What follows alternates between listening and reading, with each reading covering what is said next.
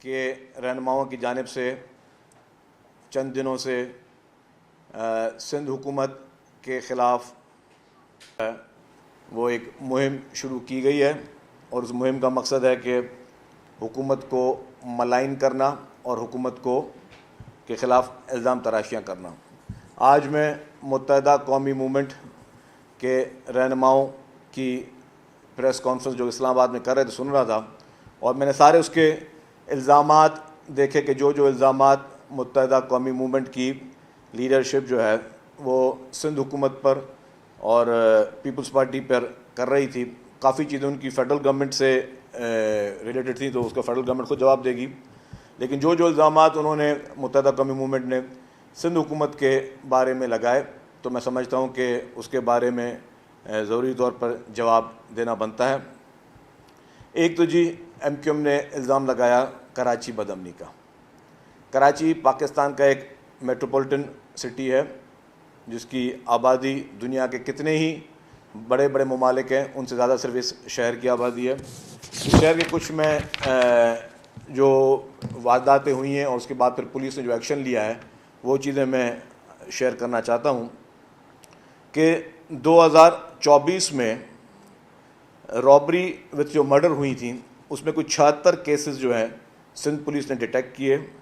2024 में ही robbery with injury जो हुई थी उसके 236 केसेस डिटेक्ट हुए और स्ट्रीट क्राइम के 1999 केसेस डिटेक्ट हुए। हाउस रॉबरीज़ के 170 केसेस डिटेक्ट हुए। बाकी रॉबरीज़ के कुछ 324 केसेस डिटेक्ट हुए और इस तरह पुलिस ने 2805 कुल केसेस जो हैं वो डिटेक्ट किए हैं 2024 में। जो रॉबर्स अरेस्ट हुए, जो मर्डर में रॉबर्स थे, डकैत थे, 116 मर्डरर्स को गिरफ़्तार किया गया। जो इंजरी में मुल्ज़िम इन्वॉल्व थे वो 356 जो है उनको अरेस्ट किया गया। स्ट्रीट रॉबरीज़ में 3095 स्ट्रीट क्रिमिनल्स को पुलिस ने 2024 में गिरफ़्तार किया।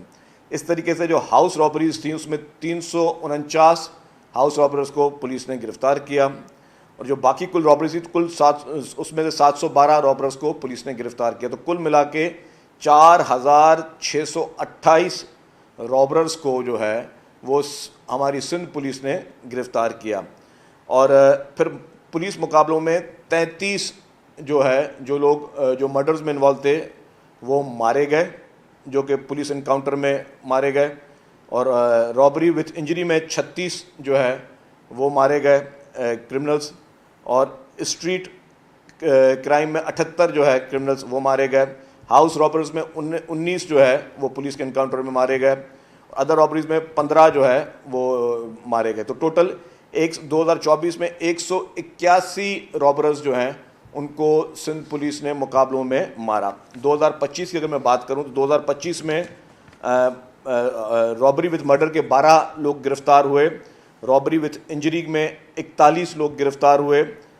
स्ट्रीट क्रिमिनल्स में 365 लोग जो है वो गिरफ़्तार हुए। हाउस रॉबर्स में 28 क्रिमिनल्स गिरफ़्तार हुए। अदर रॉबरीज़ में 38 जो है रॉबर्स जो है गिरफ़्तार हुए। तो कुल 2025 में 484 जो है वो रॉबर्स जो हैं वो टोटल गिरफ़्तार हुए और इसमें 2025 में जो रॉबर्स मारे गए पुलिस मुकाबलों में 10 रॉबर्स जो कि मर्डर में थे वो मारे गए। 55 रॉबर्स जो है विथ इंजरी में थे वो मारे गए, जो स्ट्रीट क्राइम विथ इंजरी में थे। स्ट्रीट रॉबरीज़ में 379 रॉबर्स मारे गए। हाउस रॉबरीज़ में 85 रॉबर्स जो है वो मारे गए और अदर रॉबरीज़ में 106 कुल रॉबर्स मारे। तो टोटल 635 रॉबर्स जो है वो मारे जा चुके हैं 2025 में। तो सिंध पुलिस बाकायदगी से अपना काम कर रही है और स्ट्रीट क्राइम का अगर आप डेटा ले लें तो हर साल उसमें डिक्लाइन आ रहा है। तो सिंध पुलिस प्रोएक्टिवली काम कर रही है। सिंध पुलिस ने वो तमाम लोग जो कि इस बदअमनी में शामिल हैं उनको गिरफ़्तार भी किया है, उनको मारा भी है और काफ़ी लोग जो हैं वो जेलों में इस वक्त अंडर ट्रायल प्रिजनर्स हैं। तो पुलिस ये नहीं है कि पुलिस खामोशी से बैठी हुई है, लेकिन जिस तरीके से बातचीत की गई बदअमनी की, तो मैं ये समझता हूँ कि बदअमनी जो है वो दुनिया के हर बड़े शहरों में है और उसको कंट्रोल करने के लिए पुलिस की हुकूमत की जिम्मेदारी है, हुकूमत वो कर रही है। लेकिन आज जो बदअमनी के ताने हमें वो लोग दे रहे हैं जो कि माजी में इस बदअमनी का एक अहम रोल रहे हैं मुत्तहिदा कौमी मूवमेंट। आपको अगर याद हो कि इसी शहर में आज किसी सहाफ़ी ने सवाल भी पूछा MQM के रहनुमाओं से, फिर उन्होंने जो है इसको घुमा फिरा के जवाब दिया और फिर कहा कि हाँ ठीक है यार, हमने माजी में हमसे ये गलतियाँ हुई हैं, लेकिन अब उसके बाद हमने अपनी गलतियाँ सुधारी हैं। वो गलतियाँ नहीं थी, आपने माजी में हज़ारों बेगुनाह लोगों का कत्ल किया है, आपने माजी में हज़ारों बेगुनाह माओं की गोदें उजाड़ी हैं, आपने माजी में हज़ारों बच्चों को यतीम किया है। तो वो जो जिनको आप बोलते हैं कि माजी में कुछ गलतियाँ हुई हैं, तो आपने हज़ारों लोगों को यहाँ पे वो मारे गए। आप जब परवेज़ मुशर्रफ साहब के दौर इक़्तिदार में आपके पास हुकूमत थी और 11 साल तक आपके यहाँ पे कराची में गवर्नर भी मौजूद थे, उन दिनों में हमें याद है कि जिस तरीके से जो माजी में जो ऑपरेशंस हुए थे, उन ऑपरेशंस में जिन पुलिस वालों ने पार्टिसिपेट किया था उनको चुन चुन के मारा गया, और वो भी इल्ज़ाम किसी और पे नहीं, वो भी मुत्तहिदा कौमी मूवमेंट पे था कि जिन्होंने उस ऑपरेशन में जो कराची ऑपरेशन में जिन लोगों ने हिस्सा लिया था और कराची ऑपरेशन में जिन्होंने एक कलीदी किरदार अदा किया, जिन पुलिस के नौजवानों ने, पुलिस के जो है बहादुर अफसरान ने, उनको चुन चुन कर जो है वो शहीद किया गया, वो भी मुत्तहिदा कौमी मूवमेंट के दौर में ही हुआ। फिर अभी आपका जो इस वक्त आपकी लड़ाई जो चल रही है, वो लड़ाई आपकी किससे चल रही मुझे पता नहीं है, लेकिन शायद अभी आप लोगों का MQM का मुकाबला चल रहा है। एक और MQM का ग्रुप यहाँ पे कराची में उठा है, वो नफ़रतों की सियासत शुरू कर रहा है, वो भी नफ़रतों की बातें कर रहा है, वो भी भाई से भाई की लड़ाने की कोशिश कर रहा है। और अभी इनके पास कोई सियासी तौर पर कोई एजेंडा मौजूद नहीं है MQM के पास, इसीलिए ही MQM जानबूझकर इस तरह की कोशिशें कर रही है कि कभी जो डंपर्स के एक्सीडेंट्स हो रहे हैं या बाकी एक्सीडेंट्स हैं उसको जवाज़ बना के कोई बदअमनी की जाए। और इसी तरीके से MQM के रहनुमा फारूक सत्तार साहब के इस तरह के बयानात आ चुके थे कि जी इन डंपरों को आग लगाओ और वो करो, तो उस तरह जो है फिर उन्होंने कुछ डंपरों को आग लगाई, फिर जो भी लोग उसमें मुलविस थे पुलिस ने उनको गिरफ़्तार किया। तो हम नहीं चाहते कि इस शहर को, जो इस वक्त इस पूरे मुल्क में एक तरक्की का हब जो है वो कराची समझा जाता है, आपकी स्टॉक एक्सचेंज कराची में है, आपकी बड़ी इकनॉमिक एक्टिविटीज़ कराची में होती हैं, उसको सिंध हुकूमत किसी भी सूरत में बदअमनी का शिकार नहीं होने देगी। किसी भी सियासी ब्लैकमेलिंग में आके हुकूमत जो है इस तरीके के लोगों की सपोर्ट नहीं करेगी या उन लोगों को इनकरेज करने नहीं देगी, उनको अपनी साजिशों में कामयाब होने नहीं देंगी जो कि इस मुल्क का या इस शहर का अमन तबाह करने की कोशिश कर रहे हो। इस वक्त आज भी पाकिस्तान में एक बहुत बड़ा और इम्पॉर्टेंट इवेंट हुआ है, जो माइंस की कॉन्फ्रेंस आज हुई है इस्लामाबाद में। हम उसमें मुबारकबाद पेश करते हैं कि अच्छी बात है कि हमारे मिनरल्स और माइंस जो हैं पूरे मुल्क के, उसको अच्छे तरीके से जो है उजागर किया जाए, उसमें लोगों की फ़ॉरेन इन्वेस्टमेंट आए। जब हमारा पूरा मुल्क में अगर इकनॉमिक इंडिकेटर्स बेहतर हो रहे हैं तो उस मौके पे कुछ लोग अपनी रवायती सियासत के ज़रिए जो है वो चाहते हैं कि बदअमनी पैदा हो और अफरा तफरी हो, तो हम ना ही अफरा तफरी को होने देंगे, ना ही हम बदअमनी को होने देंगे। मुत्तहिदा कौमी मूवमेंट में अब आज मुस्तफ़ा कमाल साहब, खालिद मकबूल सिद्दीकी साहब साथ ही बैठे थे। खालिद मकबूल सिद्दीकी साहब को मैं तो मुहिब वतन और अच्छा पाकिस्तानी समझता हूँ, लेकिन माजी में जो मुस्तफ़ा कमाल साहब के, बहुत पुराना माजी भी नहीं जाता, रिसेंटली जो उन्होंने बयानात दिए खालिद मकबूल सिद्दीकी के बारे में, वो तो मैं दोहराना भी नहीं चाहता। अगर किसी को देखना है तो जाके आप YouTube पे वो मौजूद हैं कि वो खालिद मकबूल सिद्दीकी के बारे में मुस्तफ़ा कमाल साहब क्या फरमाते रहे हैं। उसके बाद फिर उन्होंने कहा कि जी कराची में डेवलपमेंट नहीं हो रही, कराची खंडर बन गया। सिर्फ इसी पीपल्स पार्टी की गवर्नमेंट में और पीपल्स पार्टी के दौर में कराची में तरक्याती काम रिकॉर्ड हुए भी हैं, हो भी रहे हैं, अंडर प्रोसेस भी हैं। हमें और अगर बल्दियात की भी बात करते हैं तो मुत्तहिदा कौमी मूवमेंट को किसने कहा था कि बल्दियाती इंतखाबात का बायकॉट करे? मुत्तहिदा कौमी मूवमेंट ने जो बल्दियाती इंतखाबात का बायकॉट किया, उस वक्त उनको अपनी शिकस्त बिल्कुल सामने नज़र आ रही थी और MQM हिम्मत नहीं बांध रही थी कि बल्दियाती इंतखाबात में वो कॉन्टेस्ट करें। हमने उनको नहीं कहा था। अगर आपको आज भी अपने शहर की फ़िक्र है और आज भी अगर आप बात कह रहे हैं कि जी बल्दियाती नुमाइंदों को ज़्यादा से ज़्यादा एम्पावर किया जाए, हम एम्पावर करने में कोई हमें हर्ज नहीं है। आज भी वही बल्दियाती नुमाइंदे बैठे हुए हैं, उसी बल्दियाती कानून के ज़रिए कराची में रिकॉर्ड तरक्याती काम हो रहा है, सिंध भर में रिकॉर्ड तरक्याती काम हो रहा है। तो वो जो बल्दियाती जो डिपेंड करते हैं कि बल्दियाती नुमाइंदों को पावर हो, वो ख़ुद ही बल्दियाती इंतखाबात से भागे थे अपने खौफ के ज़रिए, और आज भी मैं समझता हूँ कि वो खौफ उनके जहनों में तारी है। आपको अगर अभी भी बल्दियाती इंतखाबात होंगे बहुत जल्द, तो जब भी होंगे तो आप आपको इलेक्शन में अपने आप को पेश कीजिएगा, पता चल जाएगा। अगर पब्लिक की सपोर्ट आपके साथ है, अगर पब्लिक आपके नैरेटिव को सपोर्ट करती है, अगर पब्लिक समझती है कि आपने वाकई कोई काम किया, अगर पब्लिक समझती है कि आपने माजी में इस तरह की कोई चीज़ें नहीं की हैं, आपने कोई गलत काम नहीं किया, तो पब्लिक आपको वोट देगी। लेकिन इस वक्त जो जहाँ तक तरक्की की बात है, कराची में दिन रात तरक्की हो रही है, सिंध भर में दिन रात तरक्की हो रही है। मैं अब अगर कुछ प्रोजेक्ट्स के नाम ले लूँ कि जो हमारी पाकिस्तान पीपल्स पार्टी की सिंध हुकूमत ने, और फिर जब KMC आया उसके बाद जो काम हुए हैं, तो उसकी लंबी फहरिस्त है। Umar Sharif underpass Pakistan peoples Party के दौर में बना, Zia Muhiuddin underpass Pakistan peoples Party के दौर में बना, फ़लस्तीन अंडरपास पीपल्स पार्टी के दौर में बना, मीना बाज़ार अंडरपास पीपल्स पार्टी दौर में बना, जौहर चौरंगी पीपल्स पार्टी दौर में भी बनी, फिशरमैन चौरंगी पीपल्स पार्टी दौर में भी बनी, मुनव्वर चौरंगी पीपल्स पार्टी दौर में बनी, कोरंगी कॉस्बे का काम अभी चल रहा है, वो भी पीपल्स पार्टी दौर में चल रहा है। कराची नेबरहुड प्रोजेक्ट एक state of the art project है, वो भी पीपल्स पार्टी दौर में भी बना। अंडर पासिस कराची में बहुत ज़्यादा बने हैं, ओवरहेड ब्रिजेस कराची में बहुत ज़्यादा बने। रिहेबिलिटेशन रोडों की इस वक्त भी चल रही है। Karachi Thatta dual carriageway Pakistan peoples party दौर में बना। शारा फैसल रिहेबिलिटेशन की, पूरी शारा फैसल की रिहेबिलिटेशन हुई और उसको जो जिस तरीके से उसको चौड़ा किया गया वो भी पीपल्स पार्टी के दौर में हुआ। मंजिल पंप फ्लाईओवर पीपल्स पार्टी दौर में बना। ब्रिक रोड अंडरपास अभी पीपल्स पार्टी दौर में बना। मेहरान होटल अंडरपास जो है वो पीपल्स पार्टी के दौर में बना। सादकैन अंडरपास पीपल्स पार्टी के दौर में बना। Rana Liaquat Ali flyover Peoples Party के दौर में बना। Tariq Road underpass Peoples Party के दौर में बना। न्यू हब रिवर का भी पानी का प्रोजेक्ट जो है वो अभी बहुत ही फुल स्पीड में चल रहा है, अरबों रुपए का, वो भी कराची के लोगों को पीने के पानी के लिए वो प्रोजेक्ट चल रहा है। शारा भुट्टो जो है उसका फ़ेज़ 1 बन चुका है, दूसरा फेज़ उसका बहुत जल्द कंप्लीट होने वाला है और ये पूरा प्रोजेक्ट इंशाल्लाह दिसंबर में कंप्लीट होगा।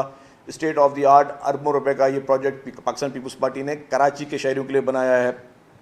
लिंक रोड जो बन रहा है नेशनल हाईवे को और सुपर हाईवे को मिलाने के लिए, वो पीपल्स पार्टी के दौर में बन रहा है।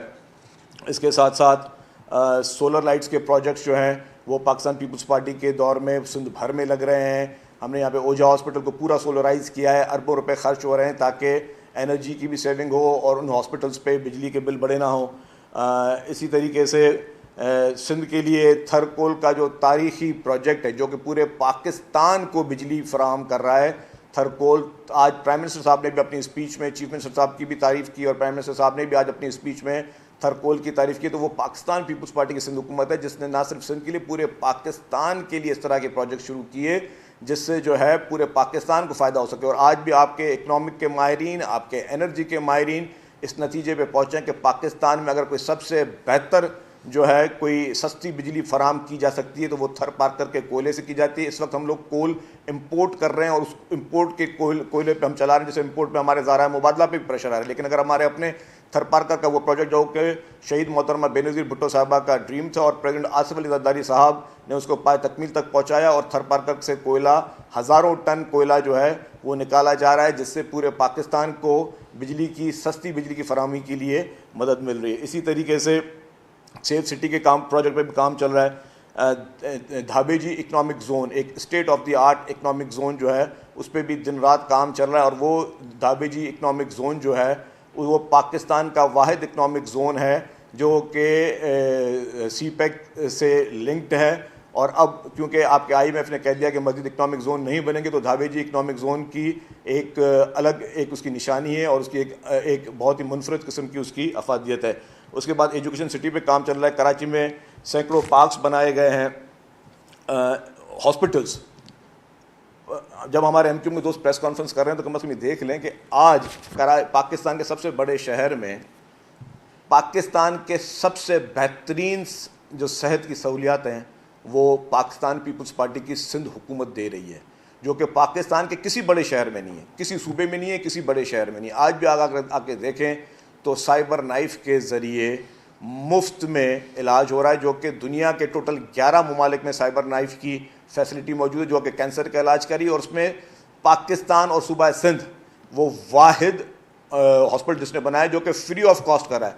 Free of cost cyber knife का इलाज दुनिया भर में कहीं नहीं हो रहा, जो कि पाकिस्तान पीपल्स पार्टी की हुकूमत सिंध कराची में पूरे पाकिस्तानियों के लिए दे रही है, लेकिन यहाँ से अफगानिस्तान, ईरान और बाकी ममालिक से भी लोग मुफ्त में इलाज कराने आ रहे हैं। तो ये क्रेडिट भी पाकिस्तान पीपल्स पार्टी की सिंध हुकूमत को ही जाता है। फिर इसी तरीके से NICVD जो कि दिल के अमराज का मुफ्त में इलाज करा रही है, जो कि सक्खर, कराची, लाड़कानो, थरपारकर, टर्नो मोहम्मद खान, हैदराबाद, आप नाम लें कि पूरे सिंध भर में उसकी ब्रांचेज मौजूद हैं।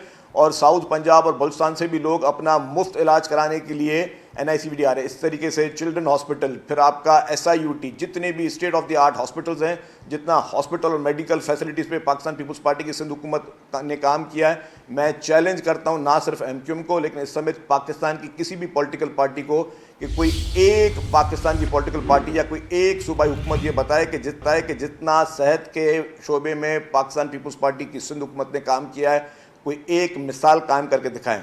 तो जो लोग हम पे तनकीद कर रहे थे, कम अज़ कम उनको ये पता होना चाहिए कि इस शहर में जिसके वो ना चाहते हुए भी या जिस तरीके के भी दावेदार बनते हैं, वो दावा भी सबको पता है, जो दावेदार बनते हैं कि हमारे इस शहर में मुफ्त इलाज हो रहे हैं, हर उस इलाज का।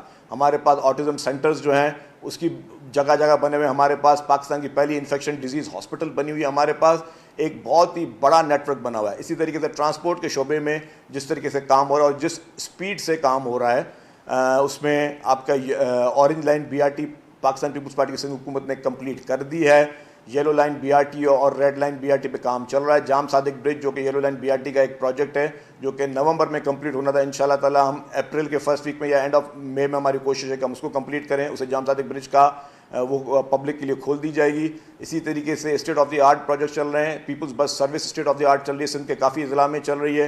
फिर उसके साथ साथ जो आपके पाकिस्तान की पहली ख़वातीन की पिंक बस सर्विस वो भी पाकिस्तान पीपल्स पार्टी की सिंध हुकूमत ने बनाई। फिर पाकिस्तान की पहली EV बसेस वो भी पाकिस्तान पीपल्स पार्टी की सिंध हुकूमत ने बनाई। और अभी पाकिस्तान पीपल्स पार्टी की ही सिंध हुकूमत जो है वो पिंक स्कूटर्स के ज़रिए जो हमारी ख़वातीन हैं, हमारी माएँ हैं, हमारी बहनें, हमारी बच्चियाँ जो कि रोज़गार के लिए कहीं जाती हैं, पढ़ने के लिए जाती हैं, उनको फ्री ऑफ कॉस्ट जो है वो पिंक स्कूटर्स जो उनको फराम किए जा रहे हैं और फ्री ऑफ कॉस्ट सरकार पैसे बढ़ेगी और वो भी EV स्कूटर्स होंगे ताकि वो अपने रोज़गार के लिए उनको मदद मिल सके, वुमेन एम्पावरमेंट में उनको मदद मिल सके।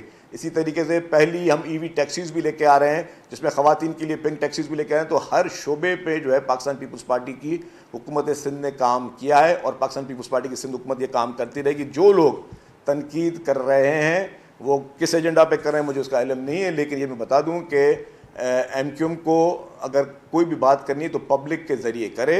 जिस इलाके में भी अगर समझते हैं कि उनके पास मैंडेट है, उनके पास आवाम की सपोर्ट है, आ जाएं, हम उनसे हर कॉन्स्टिट्यूंसी में इलेक्शन करने के लिए तैयार हैं। अगर वो समझते हैं कि उनको पास पब्लिक की मैंडेट है, मैं अपनी भी कॉन्स्टिट्यूंसी से रिज़ाइन करता हूँ। MQM के कोई भी आज जो रहनुमा सामने बैठे थे वो भी अपनी कॉन्स्टिट्यूंसी से रिज़ाइन करें। आप भी दोबारा इलेक्शन लड़ें, मैं भी इलेक्शन दोबारा लड़ता हूँ। पता चल जाएगा कि आपके पास पाकिस्तान का मैंडेट है, आपके पास लोगों का मैंडेट है, आपके पास आवाम का मैंडेट है या आवाम का मैंडेट हमारे पास है। हर इलेक्शन में पाकिस्तान पीपल्स पार्टी को खिदमत की ही बिना पर पहले से ज़्यादा सीटें मिली हैं। आप जब भी पीपल्स पार्टी के पिछले इलेक्शंस का आप देख लें कि हर इलेक्शन में पीपल्स पार्टी को ज़्यादा सीटें अल्हम्दुलिल्लाह सिर्फ इसलिए मिली हैं कि पीपल्स पार्टी सिर्फ आवाम की ताकत पर यकीन रखती है। पाकिस्तान पीपल्स पार्टी सिर्फ और सिर्फ आवाम के मैंडेट पे यकीन रखती है और सिर्फ खिदमत पे यकीन रखती है। इसीलिए ही आज हमारे पास सेहत के शोबे में हम कहते हैं पाकिस्तान नंबर 1 है। एनर्जी के शोबे में जिस तरह विंड पावर पे हमने काम किया है, ग्रीन एनर्जी पे हम काम कर रहे हैं, जो विंड कॉरिडोर्स जिसके ज़रिए हम बिजली पैदा कर रहे हैं, नूरियाबाद पावर प्लांट हमने पैदा किया जिसकी वजह से वो हम के इलेक्ट्रिक को वहाँ से बिजली मिल रही है। इस तरह के बेशतर एनर्जी के प्रोजेक्ट है। सोलर पे हम जो इनकलाबी काम कर रहे हैं, 2 लाख से ज़ायद फैमिलीज़ को फ्री ऑफ कॉस्ट उनके घरों को सोलर दिया जा रहा है। फिर दुनिया की तारीख का सबसे बड़े में बड़ा जो मंसूबा हमने सिंध के अवाम के लिए शुरू किया है वो पीपल्स हाउसिंग जो हमने प्रोजेक्ट शुरू किया जिसमें 21 लाख बेघर अफराद को हम घर बना के दे रहे हैं, जो कि अभी 8 लाख घर तक हम पहुंच चुके हैं। ये 8 लाख घर जो पाकिस्तान पीपल्स पार्टी की सिंध हुकूमत ने शुरू किए हैं, ये इससे पहले 8 लाख घर बने थे एक मुल्क में जहाँ पे ज़िलज़ला आया था और उसके बाद ये रिकॉर्ड जो है वो हम तोड़ रहे हैं क्योंकि हम 21 लाख घर बनाने जा रहे हैं। तो इसी तरीके से पाकिस्तान पीपल्स पार्टी की हुकूमत सिंध ने गरीब आवाम के लिए जो काम ये प्रोजेक्ट्स दिए हैं इसकी मिसाल इससे पहले कहीं नहीं मिलती। तो मेरी गुजारिश होगी मुत्तहिदा कौमी मूवमेंट के दोस्तों के साथ कि आप बराए मेहरबानी बराए तनकीद की सियासत ना करें, आपको अवामी सियासत करें, वायलेंस की सियासत ना करें। वायलेंस की सियासत हम आपको करने नहीं देंगे, किसी भी तरह की ऐसी सियासत नहीं करने देंगे जिससे आप अवाम की ज़िंदगी में जो है वो खलल डालें। आपको प्रोटेस्ट कर रहे हैं, आपको जलसे कर रहे हैं, आपको जुलूस कर रहे हैं, वो आपके आइनी हक़ हैं, लेकिन किसी भी किस्म की इस तरह की चीज़ें ना करें जिससे वह पब्लिक में किसी किस्म के लिए पब्लिक के लिए प्रॉब्लम हो। हम सब ने मिलकर पाकिस्तान को मजबूत करना है। हम चाहते हैं जो हम पाकिस्तान को मजबूत करने की पूरी एक कोशिश कर रही है पीपल्स पार्टी, पाकिस्तान को मजबूत करने की, पाकिस्तान को तरक्की की राह पर लेके जाने की, उसमें तमाम पॉलिटिकल पार्टीज़ बशमुल मुत्तहिदा कौमी मूवमेंट भी हमारे साथ चले। हम उनको साथ लेकर चलने के लिए सही हैं, लेकिन सिर्फ तनकीद बराए तनकीद की बिना पर और अपनी सियासत को अब मनफी चीज़ों में ढूंढने के बहाने पे कि कभी कोई ऐसी आप खुदा न खासा सियासत शुरू दोबारा करना चाह रहे हैं जिससे फिर कराची में कोई फसादात की लहर शुरू हो, या जिससे फिर कराची में भाई से भाई को लड़ाने की ज़रूरत शुरू हो। क्योंकि अगर कुछ लोग ये समझ रहे हैं कि जी उनकी पब्लिक में उनको पजीराई नहीं मिल रही, अब पब्लिक में पजीराई नहीं मिल रही तो उसका अल्टरनेट उनके पास यही है कि फिर कोई नफरत की सियासत शुरू की जाए, फिर कोई कम्युनिटी की सियासत शुरू की जाए, फिर कोई लिसानी सियासत शुरू की जाए, जिससे जो है नफरतों के बिना पे शायद हमें कोई सपोर्ट मिल जाए। हम सब भाई हैं, पाकिस्तान में जितने लोग रह रहे हैं सब एक कौम है, पाकिस्तान एक कौम है। हम सब ने मजबूत होना है, एक जोड़कर हमने पाकिस्तान को मजबूत करना है। चेयरमैन बिलावल भुट्टो जरदारी साहब ने जो लाड़काना में अपनी स्पीच की थी उसमें भी उन्होंने कहा कि तमाम सूबे मिलकर एक मजबूत एक मुक्का बने और उस मुक्के के ज़रिए हम पाकिस्तान को जो दरपेश चैलेंजेस हैं, चाहे वो दहशतगर्दी के चैलेंजेस हैं, चाहे जो बैरूनी साजिशें पाकिस्तान के ख़िलाफ़ हो रही हैं, पाकिस्तान में जिस तरह बैरूनी साजिशें दहशतगर्दी के शक्ल में हो रही हैं, जिस तरीके से बलूचिस्तान में बदअमनी के लिए एक बैरूनी साजिशें हो रही हैं और हमारे दुश्मन ममालिक चाह रहे हैं कि जी हमारे इस मुल्क में अनरेस्ट हो, उस सब को हमने मिलकर एक मजबूत कौम बनकर हमें मुकाबला करना है। हमें मज़ीद डिवीज़न की पॉलिटिक्स का हम मुतहम्मिल नहीं हो सकते।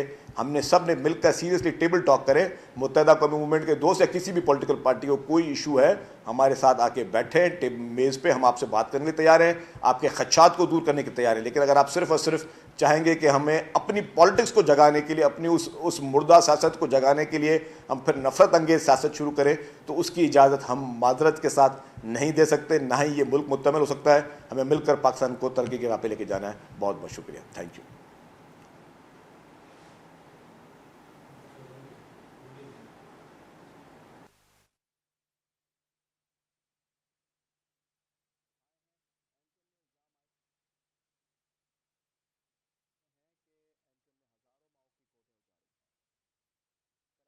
वज़ीर इत्तलात सिंध शर्जील मेमन न्यूज़ कॉन्फ्रेंस कर रहे हैं।